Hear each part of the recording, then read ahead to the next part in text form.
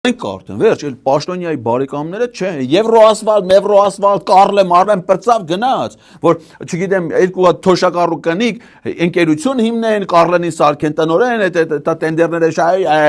այդպես բաներ չկա, հիմա Պետրոսյան, իդեալական։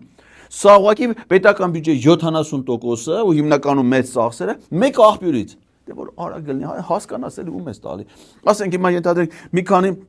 ապահովագրական ընկերություն կա։ Հիմա պատահաբար մեկը Սիլ ինշուրանսն է շահում, էլի, դե մրցակցության իրանք են շահում։ Բայց իդեալական է այդ մրցակցությունը, ասենք օրենք կա, էլի, վերջ այս երկրում գիտես, օրենքի երկիր է։ Օրենքի երկիր է, չէ՞ կարող օրենքի դեմ ոչ մի բան անես։ Դրա համար էս մարդ գնացել է դառել է օրենսդիր, որ օգնի, որ օրենք լավ օրենքներ ընդունվեն։ Մենք հիմա որ այսքան լավ օրենքներ ունենք,